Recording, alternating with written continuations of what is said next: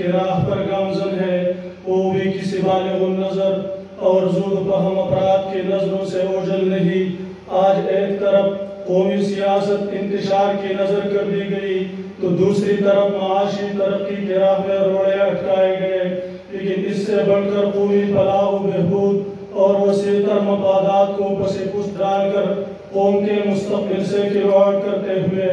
ایک کمزور اور بے اصل بنیاد پر تعلیمی عمارت کھڑی کی گئی، جس کی وجہ سے جدیدیت اور ماڈرنزم افریط کی صورت میں اسلام اور مسلمانوں کی نظریاتی اساس نگلنے پر تیار ہو گئی۔ مسلمانوں کی تعلیمی اور علمی روایات، تہذیب و ثقافت اور طرز سماج کو مغربی افکار و نظریات کے مقابلے میں بنیاد اور فرسودہ خیالات کے طور پر پیش کیا گیا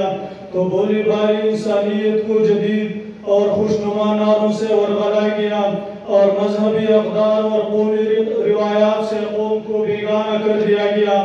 ستم بالائے ستم کے نوع اعلان قوم کو تعلیم کے نام پر اپنے جسمانی اور روحانی آباء و اجداد سے باغی بنایا گیا اور مزید تاحال کلچر کے نام پر قوم کے مستقبل کو مادر پدر آزاد ماحول میں فحاشی اور اوریانی کا مرکب ظاہر الہی پلایا جا رہا ہے۔ لاٹمی کالے کی ایجاد کردہ نظام تعلیم اور نصاب کو تمام مسائل کا واحد حل بتلا کر دینی نصاب اور نظامی تعلیم کو ہدف تنقید بنایا گیا، لیکن اس خزائے رسیدہ موسم اور شب طویل حالات میں بھی ایک حق پرست مضبوط اور مستحکم تعلیمی اکائی وفاق المدارس العربیہ پاکستان کے نام پر قوم کے روشن مستقبل کی تعمیر و تشکیل کے لیے کوشاں ہے، جس کا واحد مقصد نونہالان قوم کو فکری اور نظریاتی مضبوط بنیاد فراہم کرتے ہوئے فطری بنیادوں پر تعلیم و تعلم کا سلسلہ جاری رکھنا ہے، جس کے لیے قوم کے باشعور علماء کرام اور مشائخ عظام نے دن رات محنت کر کے وفاق المدارس کے روشن کردار کو پوری دنیا پر واضح کیا۔ ان آزاد اور خود مختار شخصیات کی طویل داستان تاریخ کے صفحات میں رقم ہے، جس کا سلسلہ محدث کبیر شیخ الحدیث حضرت مولانا عبدالحق سے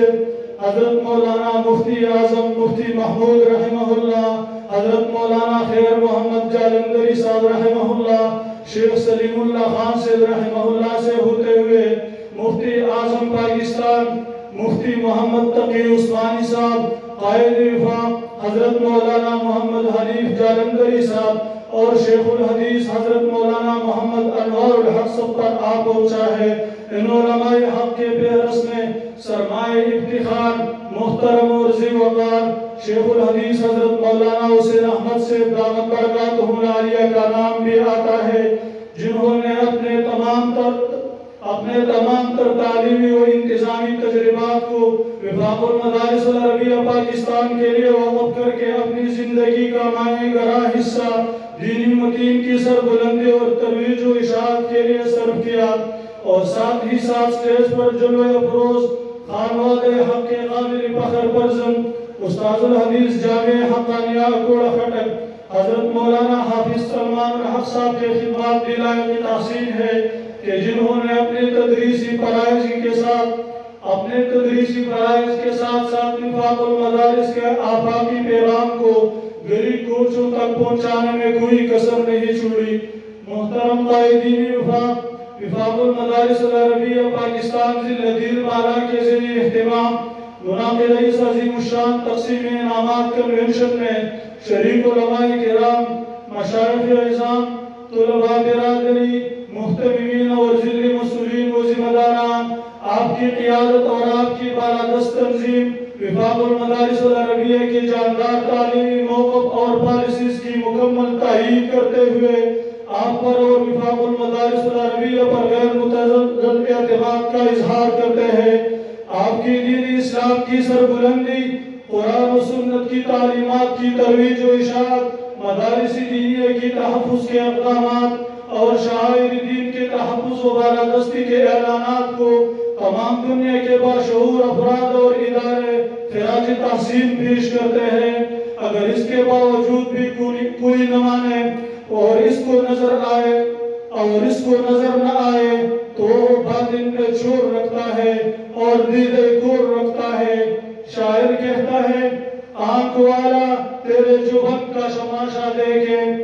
آنکھ والا تیرے جبن کا تماشا دیکھے، دیدے کور کو کیا آئے نظر کیا دیکھے۔ قائدین وفاق آپ کے شب روز جدوجہد اور لگن اور بگر نظر کے بدولت آج وفاق المدارس دنیا بھر کے تعلیمی بورڈ میں اہم اور نمایاں مقام رکھتا ہے، اور صرف تعلیم و تربیت تک نہیں بلکہ وفاق المدارس کی سرگرمیاں، کوششیں اور جدوجہد کا دائرہ کار انفرادی زندگی سے ہوتے ہوئے اجتماعی زندگی، نظام مملکت و ریاست پر بھی حاوی ہے۔ ہم یہاں اس نمائندہ اجلاس اور کنونشن کے توسط سے وفاق المدارس کے پلیٹ فارم سے آپ کے نطق زبان سے جاری ہونے والے تمام فیصلوں کو بلا چوب و سراسر بچشم قبول کرتے ہوئے ایک مرتبہ پھر تجدید عہد کرنے کے واسطے جمع ہے کہ ہم آپ کے اور وفاق کے تاریخی کردار کو خراج عقیدت پیش کرتے ہیں، اور آپ کی اصول اور فیصلہ کن موقف کے انتظار میں ہم تنگوش بیٹھے ہیں کہ آپ آئیں اور اپنے جاندار